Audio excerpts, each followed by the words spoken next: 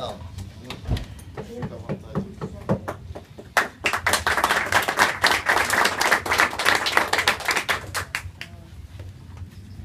Então vamos lá, né? Depois de tanta expectativa, nem acho que seja tanto assim. Mas vamos lá. Bom dia ainda bom dia a todas e bom dia a todos. Para mim, eu queria dizer primeiro que é muita alegria mesmo que eu venho aqui, quase que pagando a dívida comigo mesmo de nunca ter vindo antes, apesar de todos os comentários sempre muito elogiosos, não só ao projeto, ao espaço, como também à feijoada e ao samba, né? Então, e eu que adoro samba, de longa data, sempre tive muita vontade de vir aqui, de estar aqui, de conhecer inclusive esse trabalho, de conhecer o trabalho de vocês, exatamente nessa questão do resgate e da preservação de uma determinada cultura local e de fazer disso um espaço inclusive de conscientização, de valorização da identidade africana, da identidade afrodescendente, da identidade negra que nós temos e que devemos ter e entender no Brasil e aqui como um todo. Primeiro eu queria dizer uma coisa importante, né? Aquilo que aconteceu no debate, que está acontecendo na campanha, é fruto de coletivos, né? Fruto de um trabalho, de um conjunto de militantes, de lutadores sociais que estão dentro do PSOL, ou até mesmo muitos deles nem dentro do PSOL, mas que estão próximos. Então é claro que está num partido que tem mandatos como o do Paulo Eduardo, e do Renatinho. É claro que está num partido que tem setoriais, o setorial de mulheres, o setorial LGBT, o setorial de negros e negras. É claro que está num partido que está inserido nas lutas sociais, que está inserido em vários movimentos, em vários espaços.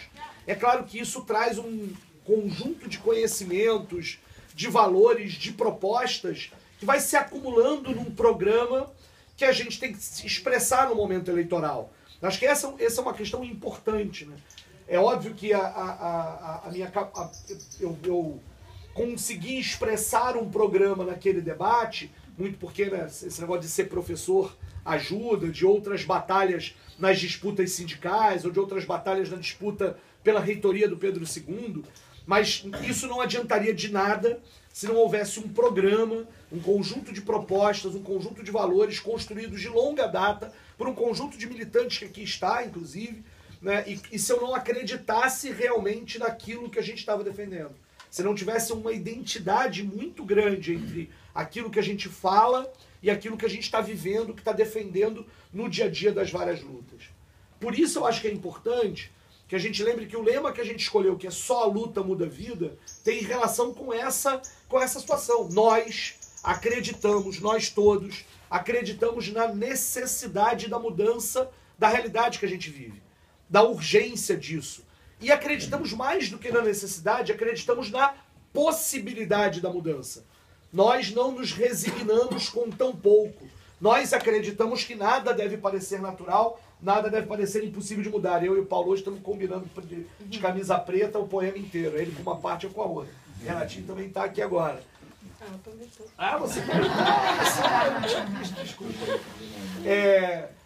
Isso significa que o êxito político, porque eleitoral é uma coisa mais difícil de medir, a gente só vai saber lá no dia 5 de outubro. Mas o êxito político dessa campanha, especialmente do debate para cá, uma semana e meia, tem a ver com isso, ou seja, tem a ver com a gente ter conseguido, num determinado momento, falar, inclusive, aqueles que estavam muito preocupados em que tudo continuaria como dantes no quartel de Abrantes, porque as 4 candidaturas que estavam sendo colocadas como as únicas possíveis eram mais do mesmo. O sucesso que faz aquela publicação no site do Paulo, na página do Paulo, né, de que os 4 motivos para votar em Tarcísio Mota é só porque ele não é nenhum dos 4, indicava isso, de uma necessidade que as pessoas estavam buscando uma alternativa. E as alternativas existiam. E não é nem só a nossa, também existe a alternativa da companheira Deise do PSTU e do companheiro Ney Nunes do PCB. Alternativas ainda mais invisibilizadas do que a nossa. E a gente tem uma tarefa aqui, inclusive, de lembrar disso o tempo inteiro. Infelizmente não compusemos uma frente de esquerda, mas elas também aí estão apresentando alternativas a essa mesmice que a gente está vivendo. Portanto, tem um processo, e o que a gente mostrou foi que além da negativa, nós tínhamos mais a apresentar. Não era apenas porque eu não sou nenhum dos 4 cavaleiros lá do Apocalipse, que essa expressão eu não usei na coisa que não dava para usar, essa é um pouquinho mais pesada, né? Mas que eu não sou nenhum dos 4 cabrais, que é por isso que as pessoas devem votar no 50, é porque a gente tem um programa que é coletivo. O voto é no Renatão do Quilombo também. O voto é num programa e num conjunto de lutas sociais que a gente vem construindo o tempo inteiro. Mas aqui tem uma coisa que faz todo sentido e que às vezes é difícil de passar quando a gente está num debate político. Tem um eixo da nossa campanha que é uma crítica ao que foi o modelo de desenvolvimento implementado no Rio de Janeiro nos últimos 20 anos. Eu tenho dito em alguns momentos, ou seja, o Rio de Janeiro viveu, especialmente nos últimos anos, um governo que se preocupou em garantir o lucro de um pequeno grupo de grandes empresários que vive de guardanapo na cabeça e andando de helicóptero para lá e para cá, e não garantiu direitos para a população. Essa frase está sempre nos meus discursos. Aqui, quando eu falo isso, exatamente aqui, no Quilombo do Grotão, num espaço onde o que a gente vê que existe uma outra possibilidade de desenvolvimento humano, de desenvolvimento com respeito socioambiental, de desenvolvimento que traz direitos e qualidade de vida para as pessoas, esse tipo de discurso tem que ganhar um sentido muito importante. Quando a gente passa ali e vê as placas da energia solar, quando a gente vê a lógica do quilombo solar, a gente percebe como é que em pequenas, mas valorosas e importantes iniciativas está a semente de um modelo de desenvolvimento que pode ser diferente, que deve nascer das comunidades que constroem o seu cotidiano e dizem: nossa luta é pela terra, é pela manutenção da terra, mas nossa luta também é por um tipo e um modelo de desenvolvimento de qualidade de vida que pressupõe até questionar as formas tradicionais de energia com as quais a gente está vivendo, né? Esse é um elemento importante. Quando a gente indica que nós deveríamos estar pegando os recursos do Estado do Rio de Janeiro, que cresceram, e cresceram mesmo, e destinando para esse tipo de situação, que é múltipla, que é diversa, que aqui se representa neste quilombo que aqui está, mas que a gente pode imaginar um sem número de outras atividades, a gente diz: o Estado pode servir, pode e deveria servir para garantir o direito, para garantir a qualidade de vida das pessoas, para dar sustentação a este tipo de vivência que vocês têm aqui. Essa é uma questão importante. Quando a gente discute essa questão, por exemplo, da necessidade que nós temos hoje de sair dessa armadilha de uma economia absolutamente baseada no petróleo, absolutamente baseada no consumo de combustíveis fósseis, e que a gente não aposta em outras formas de diversificar a produção de energia, e não pensa que isso é qualidade de vida para todos e todas, e de como é que as comunidades podem se auto-organizar e entrar nesse debate, a gente está desperdiçando muita energia criativa, a gente está desperdiçando muita luta, muita criatividade, muita possibilidade que existe nas comunidades tradicionais e nos trabalhadores do Estado do Rio de Janeiro. Mas também tem um outro tema que para mim é importante, o Renatão começou a apontar aqui na fala dele, né? A gente defende, por exemplo, um tipo de cultura, um tipo de política pública de cultura que tem tudo a ver com o que vocês produzem e fazem aqui. A gente vive, não só no governo do Estado, mas em inúmeras prefeituras pelo Estado do Rio de Janeiro e em outros estados, a ideia de que a cultura é apenas o espetáculo, né? É a cultura do aplauso, em que as pessoas são chamadas para ver um show do Luan Santana, pagam caro para aquilo e o governo investe e dá dinheiro para que aquele show se realize e o lucro daquela grande produtora cultural e daquele artista ainda amplie. O Estado também, do ponto de vista da cultura, muitas vezes está a serviço de um pequeno grupo e não da possibilidade de entender a cultura como direito e da cultura como algo que deve ser territorializado, que deve também partir das comunidades em direção ao Estado. E o papel do Estado é garantir que essa cultura se desenvolva e tenha apoio e garantia. E aí tem duas coisas. De um lado, imagine o que é um Estado que reconheça, valorize e dê condições para que as culturas tradicionais, para que as culturas originárias, para que a cultura indígena e a cultura afrodescendente tenham efetivo apoio no Estado do Rio o tempo inteiro. Na relação, inclusive, com a educação. Eu me lembro que, e aí o Renatão lembra disso, também a questão das culturas locais. Tem uma realização concreta do CEP, do Sindicato Estadual dos Profissionais de Educação, do qual eu fiz parte, que eu me orgulho muito. Em vários momentos eu digo que talvez seja o filho lá em Caxias deixado que eu mais tenho orgulho. Através do CEP nós lutamos muito para o reconhecimento de um espaço lá no CEP, lá em Caxias, que acabou se tornando num centro de referência patrimonial e história da Baixada Fluminense. O nome é longo, mas eu explico o que acontece. No mesmo espaço, que hoje, inclusive, está muito próximo de uma ocupação dos companheiros lá do Melenemê, do Movimento Nacional de Luta pela Moradia, que estão lá ocupando um prédio muito próximo dessa área, mas é uma área em que você tem um núcleo colonial do século XVII, ao lado de uma área de quilombo, ao lado de um período de uma outra...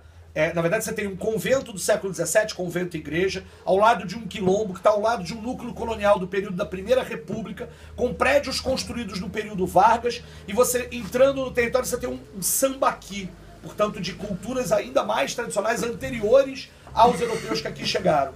Esta área, portanto, com prédios, arquitetura reconhecida como patrimônio histórico e outros patrimônios, como o quilombo, como as ocupações urbanas, que não são facilmente reconhecidas como patrimônio, nós lutamos para que essa área fosse reconhecida e se transformasse num espaço de cultura local e de relação com as escolas. Conseguimos. E hoje as escolas fazem o que a gente chama de museu de percurso. As escolas caminham aquele lugar todo e pode o professor de história, a partir daquele espaço, discutir desde da situação pré-europeus, ou seja, as populações indígenas que aqui habitavam, até as ocupações urbanas de agora, até a luta pela moradia no século XXI, falando para os alunos, passando por uma discussão, inclusive, de uma área que não é remanescente de quilombo, mas onde existiu um quilombo muito bem documentado no século XVIII.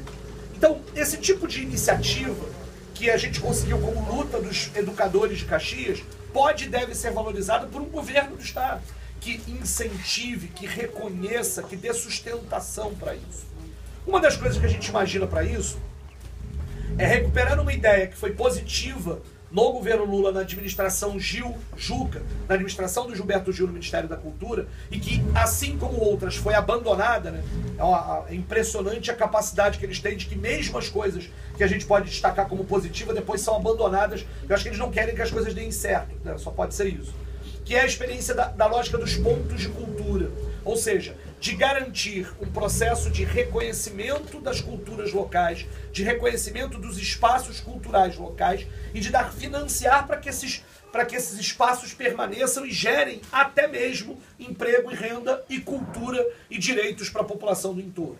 Para vocês terem uma ideia como é que isso tem a ver com o modelo de desenvolvimento, o governo do estado está emprestando para a Jaguar Land Rover, para uma empresa, portanto, multinacional de produção de automóveis, 679 milhões de reais para essa Jaguar Land Rover montar uma fábrica ali em Itatiaia, para gerar 400 empregos. E o detalhe, esse dinheiro emprestado pelo governo, esses quase 700 milhões de reais, a Jaguar Land Rover tem uma carência de 30 anos para começar a pagar. Ela só vai pagar esse dinheiro de volta ao Estado daqui a 30 anos. Assim, até a gente monta uma fábrica de automóvel, não é? Não é? Eu acho. Se eu pegar metade deste dinheiro, metade, e investir em pontos de cultura, eu sustento 2 anos, 2.500 pontos de cultura, gero 5.000 empregos e garanto o direito a cultura como um direito para um sem número de cidadãos e estudantes que a gente possa pensar. Ou seja, no lugar de trazer uma fábrica de automóveis de luxo, que vão ser vendidos agora, por causa da ajuda do Estado, um pouquinho mais baratos, né, para a Land Rover, no lugar de custar 200 mil reais, vai custar 150, 175 mil reais. A maior parte delas será exportada. E o que não for exportado vai estar aqui para engarrafar nosso trânsito ainda mais. No lugar de fazer isso, a gente está propondo, vamos investir em pontos de cultura, vamos investir em educação e saúde. Essa é a lógica. Essa é a lógica de pensar para onde você vai canalizar os recursos que existem, que estão aí, que são fruto dos nossos impostos. E além disso, o Renatão ainda lembra, no nosso entendimento não é possível pensar em cultura sem pensar articulado à escola. Há dimensões da cultura que não passam necessariamente pela escola. Mas imaginem vocês, as escolas têm tudo aquilo que uma boa política de cultura precisa. Juventude, espaço físico e ligação com a comunidade. Imagine o que é transformar as escolas em polos de produção cultural.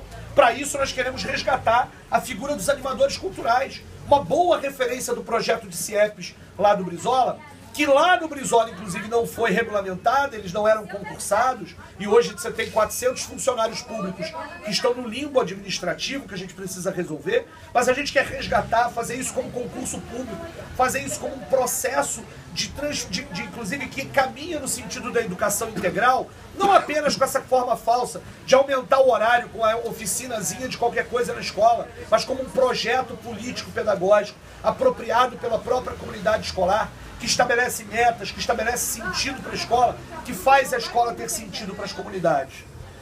É um pouco isso que eu acho que dava para a gente começar a conversar aqui. É claro que tem muita coisa para a gente falar ainda sobre, ou seja, a gente podia falar mais do projeto de educação, da discussão de saúde, da discussão de segurança. A gente tem muita proposta. A gente tem muita proposta que está baseada nesse sentido, de que a vida precisa estar acima do lucro. Esse é um princípio básico. Por isso a gente defende a função social da propriedade. Por isso a gente diz que vai fazer auditoria na dívida pública do Estado e vai parar de pagar o que é injusto, porque a gente precisa ter mais direitos e menos juros. Por isso a gente diz que é preciso aumentar os recursos da saúde e da educação, que é para parar o processo de privatização dos dois espaços que são diferentes, mas têm sido privatizados de várias formas. Por isso a gente diz que o professor da universidade tem que ser concursado. Por isso a gente diz que tem política de moradia. O que acontece hoje? O governo federal anuncia que tem um projeto que é o Minha Casa Minha Vida, que gera 1 milhão de novas casas, e o déficit habitacional só aumenta, porque na verdade não utiliza nenhum regulamento para evitar e para baixar o preço da terra e para garantir que aquele mais pobre possa ficar no local onde está. Você tem que ter política de moradia que garanta o direito e que não eleve o preço do aluguel e dos imóveis, expulsando as pessoas de determinadas áreas. Tudo isso está no nosso programa. O nosso programa, portanto, ele está recheado de lutas sociais. Ele está recheado de um conjunto de lutadores que está representado aqui muito na mesa, e ele precisa da participação de vocês. Nossa campanha não tem e não quer ter os milhões das outras campanhas. E eu encerro falando disso. Vindo para cá, a quantidade de bandeiras, de cabos eleitorais pagos, de placas que representam um abuso de poder econômico, para que as pessoas imaginem que aqueles candidatos são melhores apenas porque tem uma bandeira balançando no meio da rua. Isso não é fazer política. Fazer política é discutir o sentido da vida. É preciso fazer isso com brilho nos olhos, conversando com as pessoas, entendendo e dizendo que é preciso e necessário a mudança. E isso a gente faz com muito orgulho. E a gente precisa de vocês, exatamente para combater o abuso desse tipo de campanha milionária, que depois, quando chegar no governo, não vai ter nenhuma autonomia para poder cuidar do dinheiro público ou fazer isso. Vai governar para quem os financiou, vai governar apenas para quem deu dinheiro para a campanha. Nós queremos, por isso, que vocês ajudem, divulgando a campanha, levando adesivo, levando panfleto, botando o adesivo no carro, na janela de casa, ligando para os amigos perto da eleição, chamando as pessoas a assistirem o debate. Terça-feira tem um novo debate na Rede TV, às 10 horas da noite. Eu vou estar lá enfrentando de novo os 4 cabrais, esperando poder mandar bem também. A gente, é claro que é sempre uma incerteza, mas vamos estar lá. Então, convide. Quem você não sabe que ainda não sabe quem vai votar, diz para assistir o debate, né? Além disso, dia 12 de setembro, e esse é um outro convite para todo mundo já marcar na agenda, a gente está chamando todo mundo para estar na Cinelândia. Vamos fazer um bom ato político lá. Vamos fazer, quem sabe, um comício lá na Cinelândia. A gente está chamando todo mundo para a gente se encontrar, juntar energia, estar junto lá falando com todo mundo e rumar nas últimas 2, 3 semanas de campanha para que o Estado do Rio possa estar vendo uma virada histórica, como outros momentos já aconteceram, de que a gente possa continuar botando pulga atrás da orelha deles, porque a gente tem programa, porque a gente tem compromisso, porque a gente tem lado. Nosso lado é a rua, nosso lado são os movimentos sociais. Só a luta muda a vida. Muito obrigado a todos.